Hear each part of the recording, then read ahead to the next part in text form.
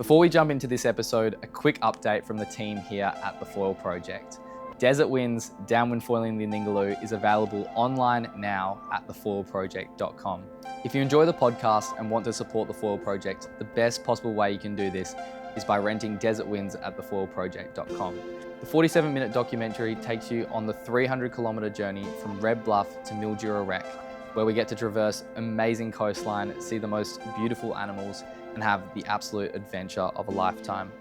From the live reactions of over 700 people who got to see the film on the Australian tour, I can promise that you will enjoy it.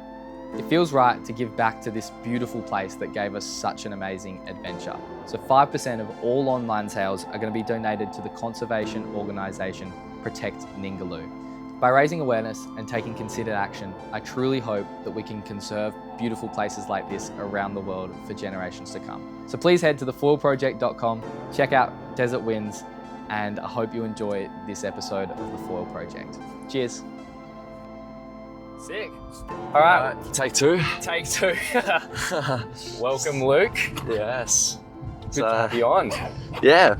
Long due again, huh? Yeah, long due. So yeah, today on the podcast, I'm talking with Luc Lohier, and we've just had a tow session up on the northern beaches. So we're driving back to the eastern beaches now. Yeah. Yeah. So we drove up to go for a tow on a jet ski with Zac, Yep. ski, and all was starting well. We went to Makaha, which was not too good. It was a bit lumpy and a bit A-framey. So we had all the go there, but not much success. Yeah, it wasn't great.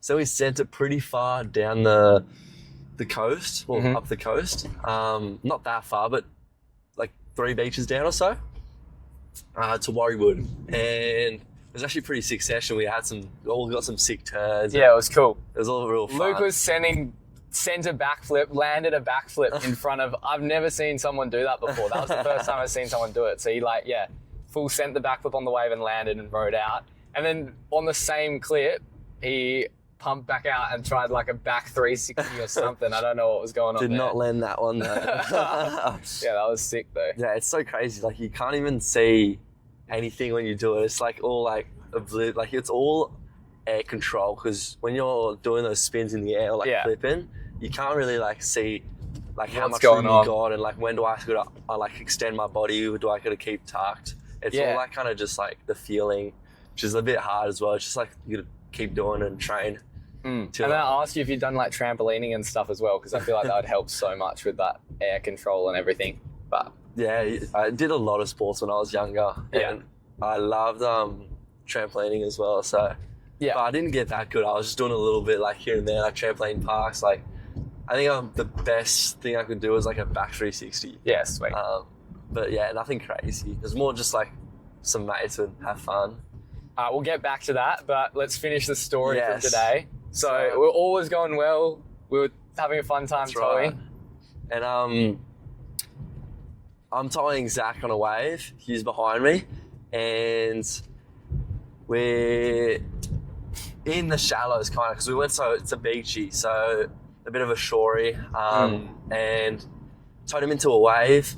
He's riding it, and then we're just about to tow him up, hey? Yeah, we're just about to bring him back up to catch another one, and the ski just turns off, like instantly, just turns off, and I was like, oh, did I do something wrong? Because I was driving his ski, and I don't know, never driven his ski before. Yeah. And it just like cut, like instantly, no power, like couldn't turn it back on, and it was pretty we were still quite close in. Yeah, like we the were. waves were basically breaking where we were. Yeah, so we were a bit like, oh, hopefully the set doesn't come. Yeah. And which first we tried to like get it to start, and it wouldn't start. So we're like, oh, we just got to get it out of here. So we just pushed it out the back, and that was pretty tiring. You were doing most of the pushing. Yeah, I was just doing a lot of swimming. And the annoying thing was I was wearing a life jacket that was way too big, or like a float jacket that was way too big, so it was up around my neck. It was so annoying. Yeah. That was funny. Anyway, we just pulled it out of the waves. Alright, Luke, what just happened? Alright, so I'm driving the ski after towing Zac into one, and automatically, in the shore brake, it just like cuts off, like everything just cuts off. I'm like, uh-oh, and we're like, oh, quick, and we just like, they pushed the ski out, and now we're out the back. So we just pushed the ski out about 20 metres. But we're lucky there was no set, because the set would not have been fun. And then what was the problem in it? It turned out that the negative side of the battery had unscrewed. Like there was a little screw in it that had undone. Yeah, so like on the negative terminal, usually you have like your screw which you can attach like accessories and stuff. Well, that was just the negative one, but there's a screw that goes in there, and somehow it came out and off the battery and down the jet ski, and we couldn't find it. We tried so hard. We had like this little magnet, which like Zac had no tools whatsoever in his jet ski. Nothing on the jet ski. But he had a magnetic, like telescopic rod. Yeah. And we tried to use that to find the screw, but we could not find it. So then there was two other guys out on like another jet ski who were kind of like, you were whistling, like waving. Dude, I was waving so hard. We were there with the thing up on the front of the jet ski up, like all sitting around doing nothing, and they were not coming over no matter what. Hey, they waved at us and stuff, and we were just like, oh, we're buggered. They did not want to help. Yeah. We just wanted to know if they had like a screwdriver or an extra screw or something, or even just to tow us out the back, because we were pretty close into the shore, and like when those sets came, we kept having to paddle the ski out. Yeah. But yeah, so we had to MacGyver something, and we had like no supplies on the jet ski. Like there's no tools, no nothing. We only had a phone, a JBL speaker for the tunes, and then two GoPros. Two GoPros. Well, a DJI. Actually, yeah, a DJI with nothing. Just the camera, and we were tempted just to take your DJI, not my GoPro. Yeah. We decided to take my GoPro as well, and it came in clutch because we ended up using the screw. Here, wait, I'll show you. We ended up using the screw of the GoPro to like attach accessories to it. Zac ended up screwing, like, you know that little screw that goes through the GoPro and holds it on? He screwed that down into the battery and then he didn't screw it down because it didn't fit, but he just zip tied it in. Yeah. And so that was held, all was holding in was like a zip tie and a GoPro screw. And this is the screw. That was enough. That was enough to have a connection for it to work, and we drove back. And then you towed me up and I was coming back. I was stressing, dude. I thought like, I can't fall. Yeah, I can't fall. I was so worried that I'd fall. You'd turn around, it would fall out, and then we'd just be stuck there all over again. And coming back, like the headland sticks out pretty far, so you come out and then it's just like so far to the beach. So if we had to paddle it in, like it would have been pretty gnarly. Yeah, super gnarly. Yeah. Anyway, fortunately that didn't happen. No, we came in safely and then had a kebab. Yeah, great day. That was sick. We were standing there on the beach. We were like, we should not be standing here that easily right now. But we were kind of hopeless. Like it was like 11 o'clock when we were out there, and we're like, we got something on at 11. What are we gonna do? And we're like, we're gonna be here the whole afternoon, like just trying to get someone to help us or something like that. Yeah. And like half an hour later, we're on the boat ramp. We're like cheering. We're like, oh, sick! Like, done. Best case scenario kind of thing. So yeah. Thanks for Zac letting us use the ski, and appreciate it. Hopefully he gets that thing fixed. Huh? Sounds like he's a bit off it at the moment. Yeah, he's like skis just so much fixing all the time, which is fair enough. He said like every session there's something that goes wrong. Yeah. Well, thankfully that went pretty wrong, but it all fixed itself quite easily. Yeah, and we forgot to mention where we were towing. It's like a beachy, but there's rocks, like a headland, and rocks right behind. So sometimes when we were doing like airs or like just finishing a wave, you'd have to be careful because you'd want to do like an end section turn or end section air, but you didn't really want to because we didn't have leg ropes, and there was like rocky headland right behind. So we were like, with the ski not working, we're like, no, surely the waves are taking on the rocks. Yeah. We got lucky, it was a lull. Yeah. But yeah, that was pretty gnarly. This is the Foil Project podcast. Welcome to the Australian tour.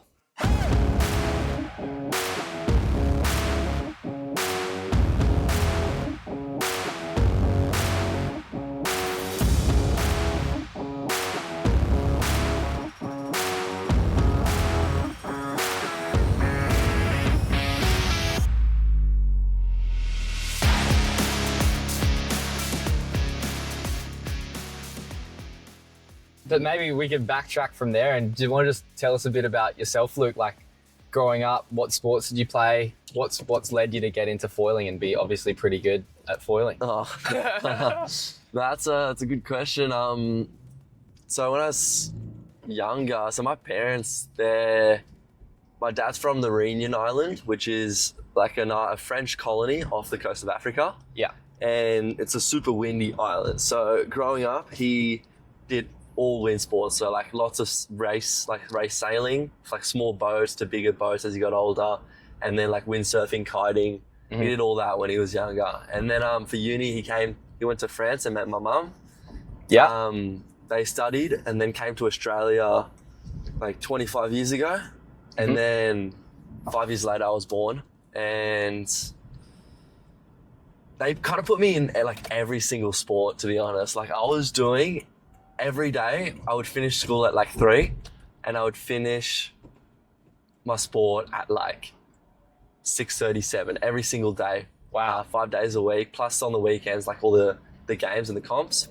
Are there any specific ones that you focused on? Like, is it I was big rugby? into basketball. Basketball. Big into it. I was playing like reps basketball for like one of probably the best team in Sydney. Yeah. I wasn't the best player in the team, but it was a really good like club, and that took a lot of my time. I was doing like 3 trainings a week, and then tennis as well. I was doing like 2 trainings a week as well with like school, and then outside of school as well, and then doing judo, and then what else was I doing? I did a lot of soccer as well. Played a lot of soccer.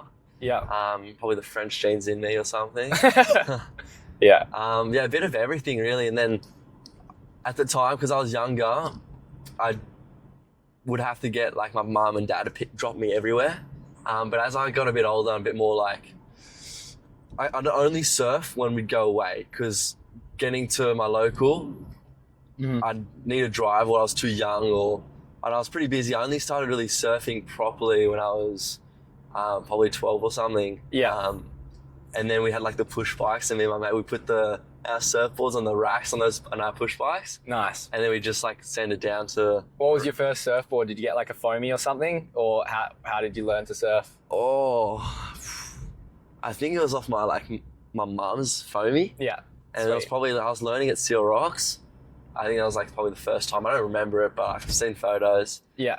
And I think my first fiberglass was this rusty fiberglass that my mate, who was older than me, like 4 years older, he grew out of it and then handed it down to me. And then Sweet. I just used that when I was like really young. Yeah, you never forget your first board, hey? Nah, dude, that thing was sick. It was like a Magic Door rusty and looked sick. Yeah. But yeah, so then started going surfing a bit more. Awesome. So a lot of surfing at Maroubra, and I was pretty hooked on the water sports then. Like just surfing, spearfishing, body surfing, like boogie boarding, like just really ocean. Lots of your mates doing that same stuff as well at the time? Yeah, so I'd always go with friends. And I had like my high school like best friends who a couple of them surfed, which was cool. And then a childhood like family best friend who he liked exactly what I was doing, like same thing. Everything I liked, he liked. So we always did it together, went surfing, spearfishing together. And yeah, my dad, so he was into kiting still, and he came into foiling because it was like the new thing. So yeah, right. It went from kiting to kite foiling and then wing foiling. Mm-hmm. And before, were you kiting at any stage before this? No. Nah. I was so stubborn. I was like a surfer kid who was like, nah, all I do is surfing. I'm not gonna like get into this foiling or wind sport business. Yeah. Like, as is everyone at some stage. Yeah, hey? yeah. I was like dead set, like, oh nah, I'm just a surfer. Yeah. And then my dad was like, right, like, you gotta try it, let's try it. And the surf was bad this day. I think it was windy or something. I was like, oh, I'll give it a go, you know? Yeah. On a wing foil? Yeah, winging. Winging is cool. where I learned. Never towed, like to learn, just winging. And tried my dad's gear and then started getting the hang of it and actually got up and I was like having fun. And I was like, dude, this is sick. Like, just kind of enjoyed it. As soon as I got it, like, you learn so quickly and it was so much fun. And when it was windy, the surf was always bad. So it was like such a good like option. So I'd just be surfing and then wing foiling when it was windy. Yeah, sweet. And then Jeremy Wilmot, he was probably one of the biggest, like, I don't know, like I'd say a bit of mentor. Like he was the first guy to kind of foil a bit in that area. Yeah. I think. And so he kind of took me under his wing and like showed me like how to how to foil and then how to prone. Like, I asked him advice for my first prone board, like which one should I get and stuff. What was his recommendation? At the time, he was sponsored by Conrad, so All right. he recommended Conrad because also he gave me the guy's like contact, and I got a decent deal, but not even. Like, it was still really expensive, but Yeah. I got a Conrad board as my first board with like an axis setup. My dad's like foil axis setup, and started proning as well a bit. But as you guys probably know, like proning in the eastern suburbs is really hard. Like, you gotta go really hard before the flags come up. And was that always the case? Like, they cracked down on it basically straight away? Dude, straight away. Well, as soon as I got into it, for sure. I Yeah. was like, dude, like, this is kind of gnarly. Like, you gotta come at like, I don't know, 5:30, and I'm really fortunate because at the time I was young. I think I was like 16 or something, and I didn't have my license. Yeah. So I'd have to wake my dad up at like 5:30 and be like, "Do you want to come? Do you want to bring me to Maroubra?" Yeah. So I'm very fortunate. He was pretty keen for me to. Would he foil go as out well. surfing as well at those times, or normally he'd just drop you off and? He'd do two things. He'd either drop me off and then do like a workout. There's like a gym right next to it. Yeah, awesome. Or he would film me with the drone. Yeah, sick. Yeah, so I was pretty bad at the time, so I didn't like. Yeah, but Maybe you got some of those old clips though from when you were first learning. I could do some sick comparisons of like when I'm a kook, like full kook, to now, which I'm a little bit better. Yeah, just a little bit. Yeah. So yeah, that was actually like very helpful for me learning. Yeah, awesome. But Maroubra lifeguards weren't. Weren't at all. Eh? No, they weren't. I've heard Kui talk about it before as well, where he tries to get up and pumps from one side to the other and stuff. Yeah, they try to chase you. Like, you pump to the other side, they follow you in their buggy, and then you catch a wave there, they think you're going to come in there, and you pump to the other next side of the beach. Yeah. But yeah, so I was pretty heavy, but that's how I started foiling, so through my dad. Yeah. Pretty fortunate, because I feel like most people can't get into foiling because it's very expensive. Yeah. So I was fortunate enough to have my dad, just using my dad's gear until, I think I got like a board for... Sorry. I think I got almost just rear-ended the car in front of us for people who can't see what happens. I was just using my dad's gear. Yeah. I got a board for my birthday, but then the rest was my dad's gear until I just kept getting better and better, and then got like my first like sponsorship. Not really, sweet. Not really, just like first like kind of deal, and then just got my board now, and then like just kept working up kind of thing. Yeah, winging is where I started, and is that still your favorite discipline? A lot of people see me as a winger. Yeah, because that's like where I started, and I started in it, but then I kept doing it, and I loved it because I'd still surf, and then when it was windy, I'd wing foil. Like, that's what I was doing, like surfing and then wing foiling. And I put some foot straps, started doing jumps and stuff, and then a lot of people had like a very like clear idea of me as like just like the guy on the wing that can do freestyle. Yeah. Like, I didn't mind that. I thought it was sick. It was so fun and stuff. Are there many other like crew around here who are doing freestyle stuff with you? Because I feel like it's hard to push yourself if you don't have other people, trying to do similar skills. Or were you really like going at it by yourself a bit? Without trying to like toot my horn or whatever, I was kind of the only guy doing what I was doing. Yeah. Like, there was guys like doing jump stuff, but they were not like, they weren't pushing me. Like, definitely not. Because I've seen you do like some crazy flips, like you do front flips and back flips and whatever, and I don't really know, like lots of people in Europe are doing that stuff, and maybe in like Hood and whatever, but I don't think there's many people in Australia doing that really, like if any. I don't think I've seen anyone else do it. Yeah, there's not a lot of people. Yeah. It's because we don't get strong winds really, but that's why everyone sees me as like the guy who can do like the freestyle tricks, because there's not many people in Australia who can, and like that's sick, but then like I also wanted to show, because for me, my background's the waves, so I like to show a bit of people I can also do stuff in waves. Yeah. So I've been like trying to like do a bit more wave stuff, and because that's what I love. But at home we didn't really have many waves. Like, we got a couple reef spots, but they're pretty bad waves. So yeah, mostly started just doing freestyle and then proning and waves and winging and waves. But yeah, so I don't know, interesting journey, I guess. It's cool to see because everyone comes from a different kind of pathway coming into it. So it's pretty cool. But what's your like favorite thing to do now? now that you've so obviously still wing a bit and you Yeah. still like surf, foil and everything a bit, but is there anything like you particularly preference? Like foiling related. Yeah. Um, Like if you're going to pick one session to go out and do, what would you do?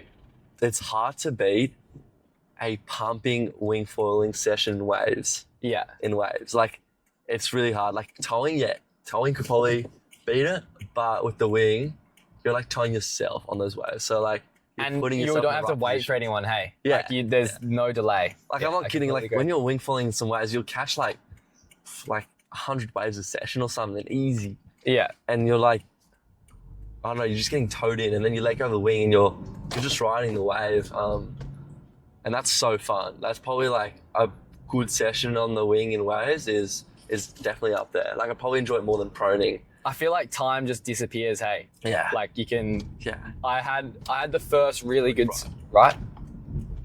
So, I had the first, really good wing session for myself personally the other day. yeah. It was like like on my backhand. Oh yeah. Do I should I go left here? Go right lane. Sweet. Sorry, Luke's navigating. He's the local. But yeah, like it's so good. Hey, you just get wave after wave after wave. A big thing is like when I'm proning, Mm. maybe I just got chicken legs or something, but you pump around and then by the time you get on the wave, your legs are tired. So you can't push as hard. Like you can still do turns, but like I really like pushing my turns and like where your legs are pretty much giving out on the turn so you can't push any harder. Yeah. And when I'm So if you proning, pumped my out legs all the are way, sore. yeah, exactly. Yeah. Yeah. They get sore and you do like a couple waves, you catch like 3 waves or something. Mm-hmm. And like halfway through the session, your legs are like pretty sore. So then you can't like push as hard. Yeah. So that's No, I why get I that. really like winging, because then I'm literally just winging out the back so quickly. You get there so quickly, faster than pumping. Mhm. You're fresh. You hop on the wave and then you can push. You know, you can like, you can push some turns, which is like, I reckon one of the best parts of foiling. Yeah, for sure. Next thing, yesterday Yeah. you were out on the new e-foil assist thing. Dude, I don't know how many people came up to me saying, like, bro, that looks so fun. Like, you were ripping, bro. Like, what is this thing? Yeah. It's pretty sick, huh? That's from Duotone, hey? That So, yeah. foil assist. They haven't released it yet. But I've seen it all over social media now, right? Yeah. It's like, There was like a leak on like Seabreeze or something. oh, right. But yeah, it's basically, I don't even know if I should be talking about this. But yeah, it's an assist. So it's like you got your propeller and everything, but they've optimized it in a way where you got no drag. Mhm. So it feels like you're proning. That's how it feels like. So when you're doing turns and stuff, it feels like you're proning. You got no, apart from the propeller, you got no additional weight on the board or on the foil itself. Yeah. Sick. So it just makes it like way more direct and feels so much nicer when doing turns. You don't feel like you got like any swing weight or anything. Mm-hmm. And the propeller's like integrated in the mast, so it's like even less drag. And I guess, so the downside is you have the battery on your back, right? But like, do you find that has a big effect on you in any part? Like, is it harder to pump or harder to turn? Does it feel any different? Pumping is a bit harder because you weigh a little bit more. It's not very heavy, but it's like having a big gut, like going out, having a couple of beers and a kebab or something, and then trying to prone the next morning. It's a bit like that kind of thing. Yeah. But doing turns, I guess, doesn't help. It doesn't not help. Okay. Like you don't really feel it turning. Too much. No, not turning wise, you don't. And some would say extra weight is better for turning. Yeah, or interesting. Some would say that. Sweet. So that was pretty sick session. So like, would you reckon that almost would compare to a wing session, or would you prefer using that over a prone session? How are your thoughts on it? Was it good enough that... Dude, I'd rather use that than a prone session. Yeah? I'd hate to say it because then like I lose like all my fitness. But bro, that was like, if I had to choose that session again, whether if I was going to go proning or like using the assist, I would definitely do the assist. Like no doubt in my mind. Like it was just because where we were doing it, it's pretty like, it's a bit like a point break kind of thing. Yeah. So you catch the wave and then you ride it kind of all the way in. And usually you'd have to pump out, but I wasn't pumping out. I was like e-foiling out and it was just saving my legs again. So same kind of concept, saves my legs, and then I can get on the wave and I can actually like push. Yeah. And do the thing I love, which is turning on the waves. Not like when I started proning, bro, I thought the goal was to just link as many waves as possible. Yeah, but I feel like that is like kind of a goal when you start. You know what I mean? Yeah, like, yeah. The whole dream is that you get to go surfing and you get more than one wave every time you get to your feet.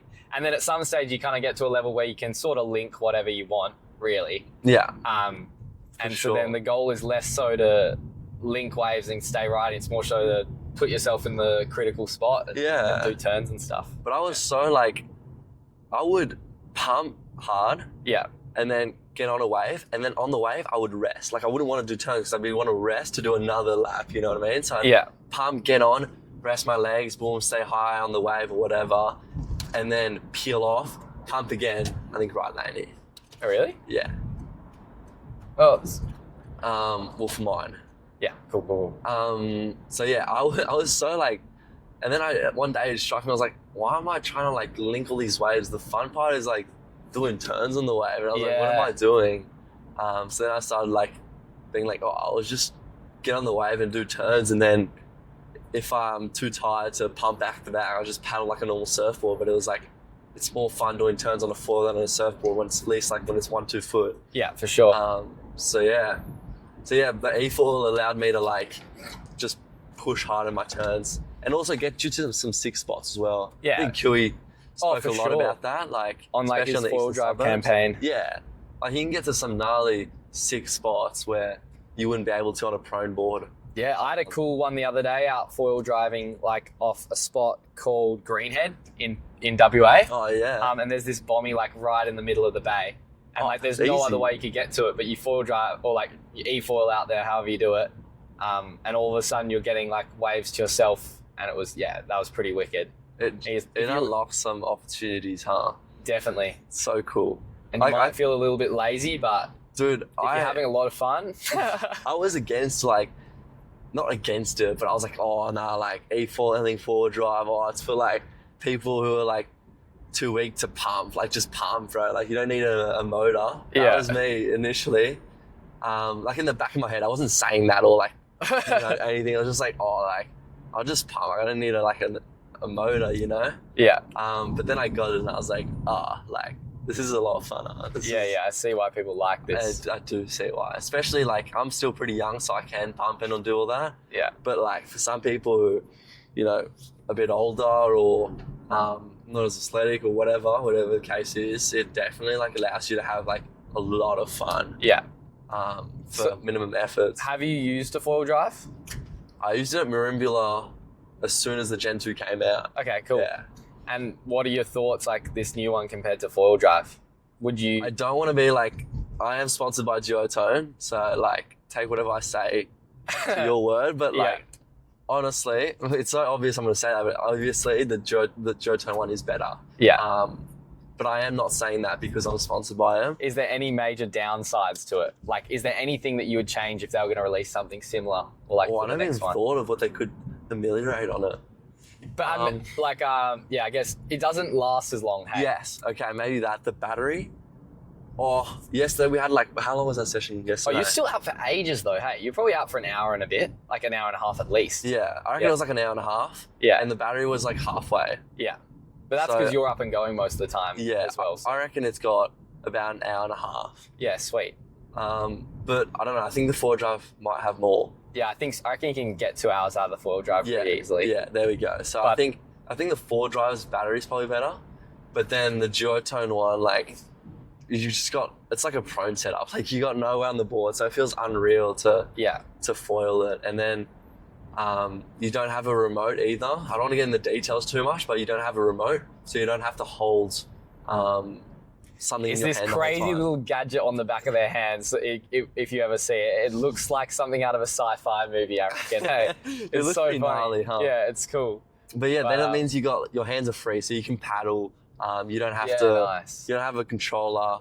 And even when you're grabbing the rail to like stand up, I don't know, when I tried the foil drive, it was a bit annoying. I had to have the control and put it on the board, and sometimes it'd cut out even, but I'd put it on the board and get up. But with this, my hands are fully, open. I'm not like gripping anything. Yeah. So that's cool as well. Yeah, it's cool And that then even they've identified like some problems and basically created something that fixes it in some ways. Yeah. That's what it looks like. It'll be interesting to see what like the other foil assist companies like Foil Yeah. Drive do. I want to know what counteract. 4Drive, because 4Drive was like the monopoly on the market, right? Yeah. So they didn't have to look at what other companies were doing. But I think after seeing what Duotone's going to do, they're going to have to probably step up their game a bit. Yeah. Which is good for like us consumers, because then the gear's getting better for us. Whereas if you only got one company, then they can slack off a bit since they got the whole market to themselves. So a bit of like friendly competition is always good in the market. So I think it's going to be good for 4Drive as well. And so many people got 4Drive, so they've already got like a good like people like 4Drive, which is sick. Yeah. But yeah, without a bit like glorifying the new Duotone Assist, it answers probably all the problems of 4Drive. Yeah. I would say. And then comes with the downside of maybe a lower battery health. Yeah. No, that's cool to know. We did like an hour and a half and it was like not fully charged. Yeah, sick. But I was like pumping a bit. I was being conservative on it. Yeah, definitely. Yeah. All right. Well, another topic we should probably talk about as well is just downwinding.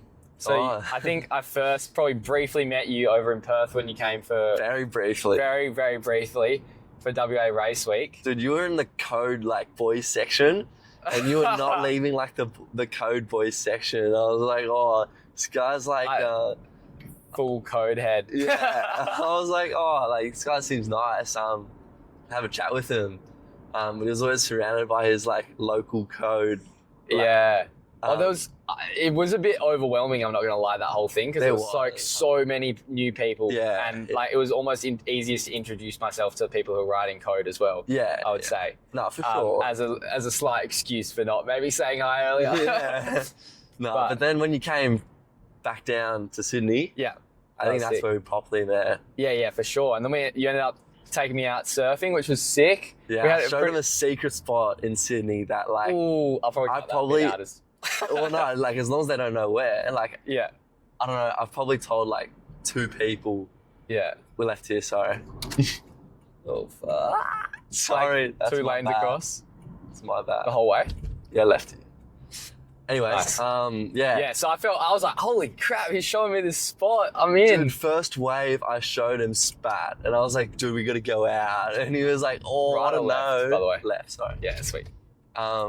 And we just ended up surfing Maroubra, which was still fun. Yeah, but the other spot, like, it looks so sick on that first wave, yeah. And then every other wave after that, looked like it's slow. You're gonna die. Yeah, it's pretty shallow, and yeah, it's a pretty nuts wave, but yeah, Maroubra was all right. It was relatively sizey, I'd say. Yeah, but, it was probably 4 foot. Yeah, I'd say 4 foot, maybe a 5 footer maximum. Yeah, so and it was kind of hard, it was pretty hard paddling out as well, actually, but we made it.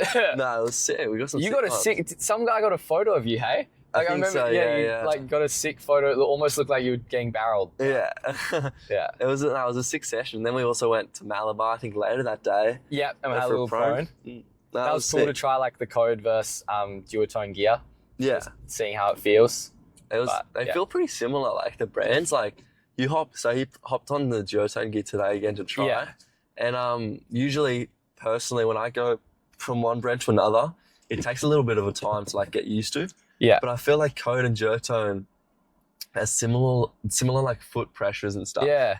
Yeah, it didn't take me that long to adjust. No, not at all. Like the front foot, back foot thing felt good. And it's also sick.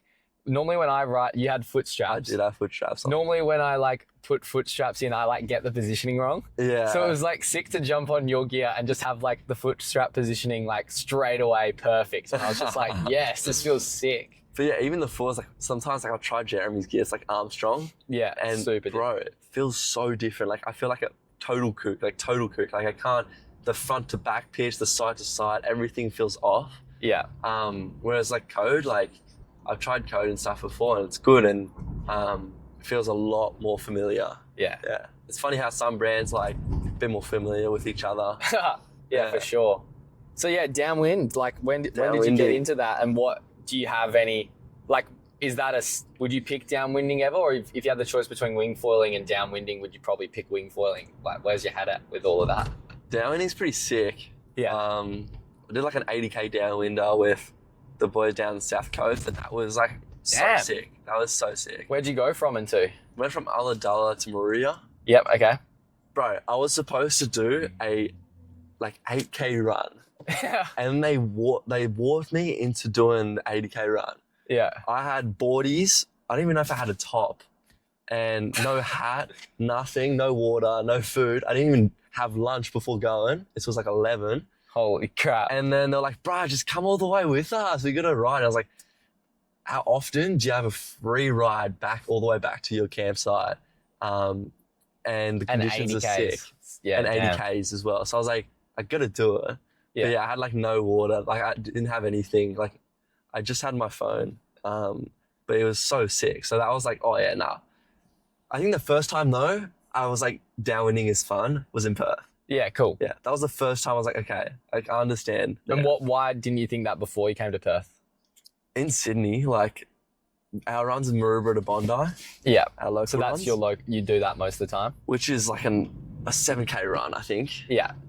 So super short and a lot of traffic because you're going through Bondi and stuff. Mm-hmm. Right here.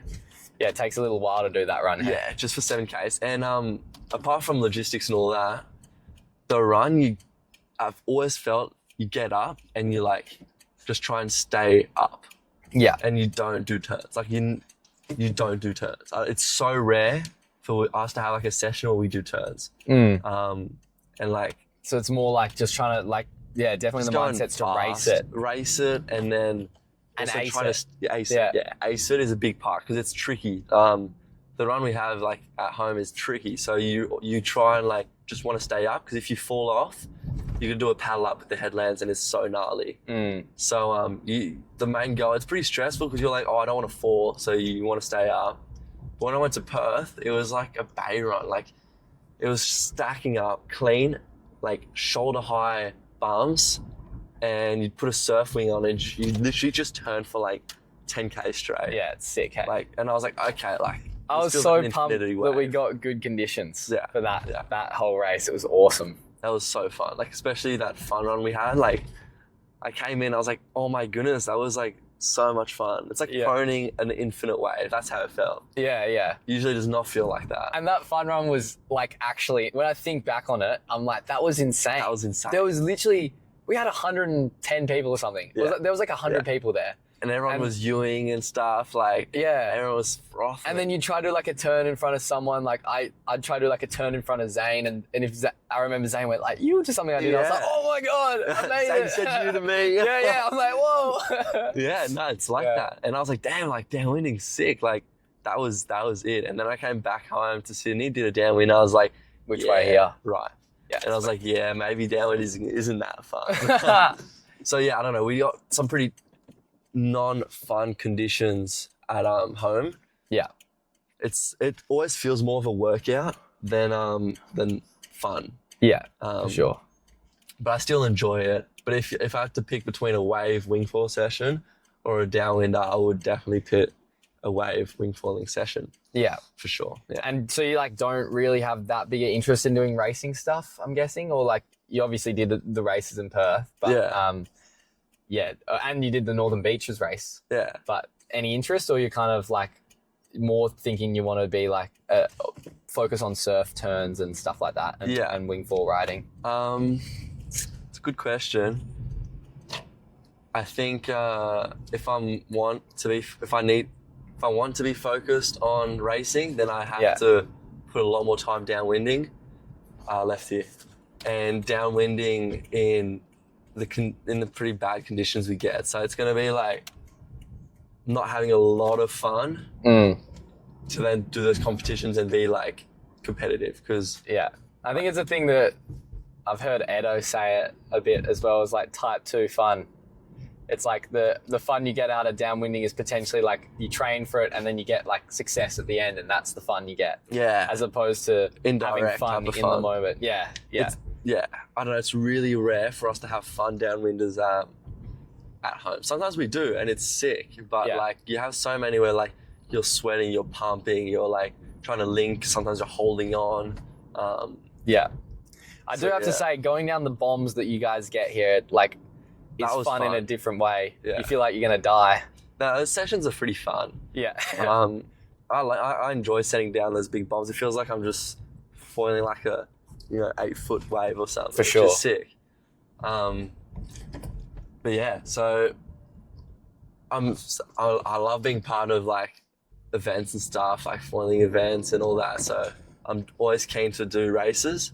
But I don't know if it's something where I want to dedicate my time to train for those races, because I don't know, I don't have as much fun doing that as going towing, proning, winging. And also the whole shuttle thing is just such a pain in Sydney. Yeah, it's of course. Yeah. We also talked about like maybe doing the Wing 4 World Tour or something. And just we were saying earlier, it's probably the problem is it's just really expensive, right? And unless you can get a brand to pay for everything, which potentially dual towing could, but it's like how do you actually line that all together? We were talking about it just before, and so I've already done a wing foiling World Cup. Oh, you have you? Yeah. I didn't know that. You didn't know that? I didn't know that. I did one in the Canary Islands. Oh, sick. Freestyle one. How did it go? I came like mid-pack. Okay, yeah. Mid-pack, but I was pretty happy because that was my first ever like World Cup. So I definitely didn't have like the experience in competition for it. Yeah. Definitely didn't. And then right here. Yeah, sweet. And didn't have it's called Mitchell Street. Perfect. Mitchell Street, let's go. But yeah, I was alright. I came like mid, which is like decent. I think I had one, it's like freestyle, half racing. Yeah. I had one of the races where I came first or second, I don't remember, I think second. Mm-hmm. And I was like pretty stoked. Like I beat some big names in the racing. I was like, oh, like that was sick. Wicked. But then I had some other ones where like just frustrating ones where like someone would pop up in front of me and I'd have to back off and then fall off. Like it was pretty. But yeah, so it's hard for brands to want to send people from Australia all the way to those competitions because most really of the guys are in Europe. Yeah. So it's like, oh, we'll just send a guy in Germany instead because it's way cheaper. Yeah. It's like. Fair enough. Unless you take the risk, pay yourself, do really well, then they'll pay for your trips. But you got to take the risk and then you also got to do well. Yeah. So I've kind of stepped away from the freestyle side of things because... Was it going somewhere? Right. Yeah. Oh, sweet. Stepped a bit away from the freestyle things because people just got too good too quickly. Yeah. Because we'll get like a 20 knot winds every fortnight. And they got 20 knots every day. So they just got so good so quickly. And I couldn't keep up. Like, I'd have like a 20 knot wind session like every fortnight. So I'd have one training session a fortnight. And it's like not enough to be competitive with them, really. Yeah, where those guys get to go all the time. Yeah. So now I'm more like into the waves and I want to go back to do a GWA. Yeah, awesome. In the waves. Is there any ones that you have in mind that you'd like to go to? Like any specific events that you reckon would be sick to Morocco would be sick. Yeah. Yeah. So they got Morocco Dakla, which is a point break right-hander. Yeah. And it just goes for a while, like so long. Yeah, wicked. Which would be sick. There's also like Cape Verde. Yeah, that one always is insane to watch. That's insane. So it's like people that don't know, it's a right-hand break. Super hollow, super fast on rocks that gets really shallow. Yeah. So if you mess up a wave and you fall, your gear is gonna end up on the rocks if your leash doesn't snap. Yeah. So it's pretty like high risk wave, but it makes it really sick as well. And like some of the guys rip like on that wave. I mean, you see what like we were saying Cash and Marlowe do now. It's pretty impressive. Pretty impressive. But also what you're doing is pretty insane too. Yeah. So like each to their level, I guess. Yeah. Wicked. But yeah, so definitely have plans to do that in the future. How was the trip your first wing forward trip that you did do? It was good. Like good moments outside of the competition? Oh yeah, it was sick with all the crew and everyone. They were all so like nice to me, which was sick. Like I was like shared a room, like a shared a room with like Tito and Galia, which was cool. Like you know, one of the big names back in the time. Now he's Well, kind of still is a pretty big yeah. name though, hey? Like, Yeah, he still is. He's definitely taken a step down in competitions and all that. Yeah. And then it's kind of unreal because you see like I watch him like every comp I would like watch, and even online and stuff. Yeah. Even texting some of the guys online and then meeting him in person and hanging out with him. Like we went to like a nightclub all together and stuff. Sick. Which was so funny. And you get to see their personalities and like Cool. they were all like pretty nice to me, which was sick. And I think because I was Australian, they were frothing. I had a mullet at the time, and like, dude, they all wanted a mullet. Titswan got a mullet, I think, on the trip. Like that, it was so funny. Like, Yeah, that's I sick. think Chuchon, you know, he got a mullet as well. Yeah. It was all sick. They were all like G's. So I Yeah. definitely liked it. So do something like that again. That's awesome. Yeah, because I was in France at the time, so it was a lot closer and cheaper for me to go from France to Canary Islands. Why were you in France? Family. Oh yeah, sweet.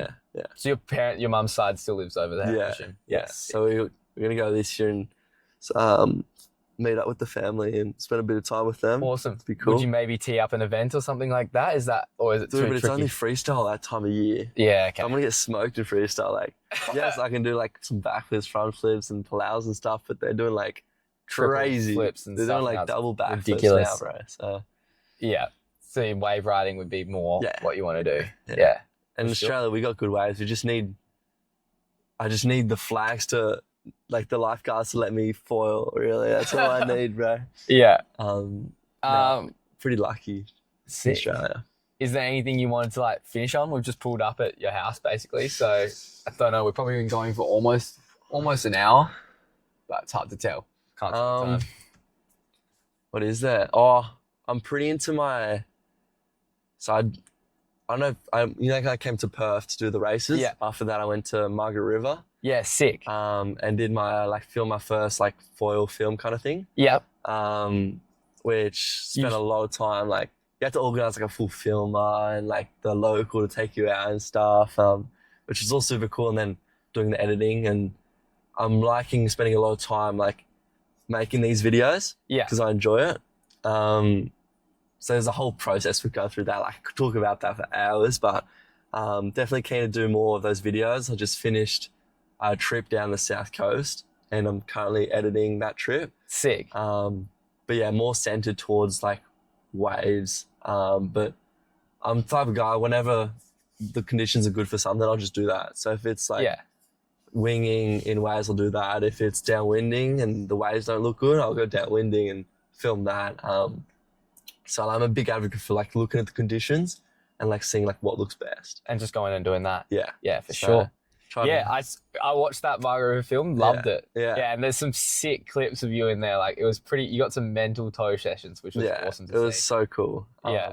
It was such a sick trip. So I'm keen to keep making those videos, those a bit more like professional videos, I would say. Yeah, for sure. But still show like a bit of personality. But I enjoy making those. So I think now my head's at like competitions, like keen.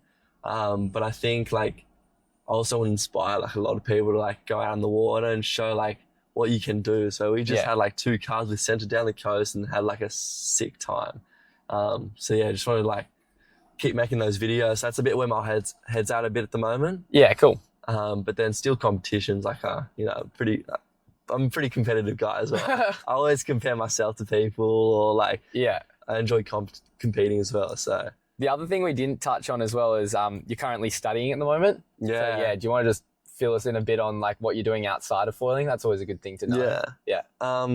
Outside of foiling, well, I got all my mates and stuff, but I'm mostly studying engineering. Yeah. So I'm doing that full time, studying at UTS, which is like Sydney University. Yeah. So that takes a bit of my time, as any studies would. Yeah, for sure. But yeah, so trying to balance that with like friends, working, and then foiling is always a challenge. But it's good to keep busy, I guess. Oh, 100%. Sometimes you're like, should I just stop uni and just like foil? I think everyone wants to do that, hey? I'm like living at home, bro. I don't need to pay rent. I just foil every day. I got my boards and just do a couple lessons, live off the lessons. And but I don't know. I'm thinking. Do you enjoy it, like the uni course? it's a civil engineering, right? Yeah. I mean, I enjoy, but there's like limitations. I enjoy foiling a bit more. Yeah, okay, of course. But, I enjoy the like problem solving part of engineering. Yeah, cool. Like I love solving problems. Like I find that really satisfying, and I like working my brain a bit. Sick. So I like that. And I love I'm always been pretty into maths and stuff like that. So I find that pretty fun. But sometimes like having to do these assignments, like right now I'm going to go and do some assignments and then go surf, but having to do all this extra work outside of uni and stuff, it's annoying because I'd rather just go foiling or surfing. Yeah. So that's part of uni is annoying. But the learning part is sick. I like it learning. Yeah, that's cool. But yeah, I would rather foil is the answer to that question. Of course. Yeah. All right. Well, maybe we'll probably wrap it up pretty shortly, but a good way to end is maybe if you got any foiling stories particular in mind that you want to share. It's kind of like a segment we normally do. So like if you can think of one moment, maybe it was like something that was like, you've already told a heap like along the way, like I guess that 80-kilometer run is a good story where you were not wearing your boardies or whatever, or you just wearing boardies, sorry. Not wearing your boardies is next level. Yeah, that's like Perth, that bit and the speed, the budgies. Yeah. Well, that's a tough question. There's so many. We've had so many, like I've seen like seals and stuff out. I think I can give my scariest. Yeah, go for it. Scariest story was downwinding. This is my first ever solo downwinder. Yeah. It was a southerly. So southerlies here are always grey and rainy. Mm-hmm. So sharky conditions is what it equals. Yeah. First solo run, Josh was like pushing me to go. I was like, bro, just go. Like, I'll pick you up and bring you back down to Maroubra. Like, you should go. And I was like, yeah, sweet. Like, yeah, I'm going to do it. But I was still nervous. My first solo one, and I paddle out, and the headland's huge. So it's a huge paddle out. Well, you did it. It's like the Maroubra one. Yeah, it takes so long to do. I'm like halfway to the wind line, and this shark pops up, and it's like a big fin. Then it pops up and it just circles me for like 5 minutes straight. Fuck. Getting close. And sometimes it pops underwater and I'm like, oh, like just pause. So I just like keep my legs and arms up in the air and like, don't paddle. And then I'll see it come back up and I'm like, all right, paddle. So I was just like, I got to get to the wind line so I could get up. Yeah. And it just kept following. Like our paddle was following me behind, like just tailing me, like sussing me out so hard. And I was like, I was pretty scared. Like, oh, I can imagine. I was Do you know what kind of shark it was? Nah, but it had a big fin, bro. Yeah, right. I only saw the fin, but it was huge. Like I spearfished with like sharks a lot of the time, and this is probably the scariest I've been because I can't see it. I feel like in the water, I feel less vulnerable for some reason. I can see it. I got my gun. I can like fend it off or whatever, or try to. Yeah. When I'm paddling, bro, you can't see anything, and it's all like grey clouds, so you can't see, and then you just see this big fin circling you. But yeah, it was just following me for so long, and then I finally get to like not even a good wind line. I'm like, I'm just gonna paddle up now, like try flat water this thing. Like I'm not like, I don't want to keep paddling, so just try and flat water it, and I like fell off, and then I remember the shark coming. Like I saw the fin, it went down the fin. Yeah. So I was like, oh, hop back on the board. It's gone underwater. I don't know, really sus it, like trying to get me or something. Yeah. Hop back on the board and then try and keep paddling, and then just paddled like on my like leg, like standing out for a while, and then finally got out, and then I was so far in the bay I couldn't make the cut. Right. So then I came down at the next headland to paddle back out. So I'm paddling back and I'm just thinking of that shark the whole time. It just wigged me out. So that was probably the scariest I've been like foiling. Yeah, I can imagine. But yeah. The days that are grey and stuff, it makes it so much worse. Makes it worse, huh? So much worse. Makes it worse. But yeah, that's pretty gnarly. I haven't heard of many people like had one like fully circle and follow them. That's so long, bro. That's so long. That sucks. But it like kept its distance always. It was like never came in within like 2 meters of me. Right. Like always further than 2 meters, which is still close. Like, yeah. Still scary, but. And then injury-wise, I've been pretty good, so I'm stoked with that. No injuries? No, like a couple foil cuts, but nothing crazy, so I'm happy with that. The other thing I was going to say just off that is like Josh and Jeremy probably pushed you pretty hard to do some stuff, I imagine. Yeah, or like I like it though. Increase your water experience, I guess. They're two like crazy watermen. Like they're they could borderline be like pro surfers, I reckon. Like or maybe not pro surfers or whatever, but they're good surfers. Yeah. So they got a lot of experience and they got experience in heavy water, like big waves, and it's crazy what they've done. So I do a lot of towing with Jeremy, and he always like pushes me on, like he'll tow me on the biggest wave of the day. Like he'll just tow me on it, like even if it's big and I'm like not good enough for it, he'll tow me on, which is like, I like it because I like that they push me, which is like cool. But yeah, I'm fortunate to have like these guys locally to push me. Yeah, for sure. That's sick. But even seeing, I mean, you all have. I feel like most people sort of have someone like that there. There's someone to push you. Like for me, it was like Reedy or Julian or like Donnie, whatever. They're doing something that you haven't even thought of trying to do. Yeah. And then you're like, oh well, I could try. Yeah. You just look at like what they do, and you're like, it just inspires you as well. Like, yeah, definitely. Personally, it makes me like, I want to do that. Like he was deep. He nearly got barreled in that wave. I want to be deeper than that. You know. Yeah. You just like. You do that.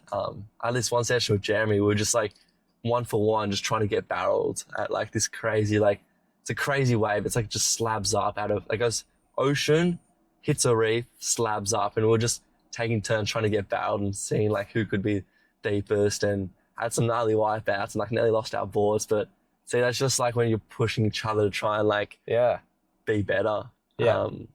Which is, as long as it's like healthy, it's good. Yeah. There's more, you got to toe that edge with where it's within, just outside your comfort zone, but not like I was talking healthy, like relationship-wise. Oh, okay. Yeah, safety as well. That's important. Safety as well. Yeah. Safety is second most important. Yeah, for sure. Yeah, no, we wear the life jackets sometimes and the helmets. Sometimes, I like the sometimes. I saw that like clip of you doing the backflips and stuff as well, and you're wearing a helmet. Yeah, I was like, damn, I should wear a helmet. I think helmets are important. I don't know. I think you don't need one until you do. Yeah, that's so true. Yeah, and you never know. Like I've known a couple of people who got the fall to the head. It'd suck. Yeah, that would suck. It's pretty bad. Yeah. And I'd hate for me to be out of the water for like, I don't know, however a long, month, 2 months, 3 months, whatever it is, and not be able to go in the water. So I'm more scared of that than what people think because I got a helmet. You know? Yeah.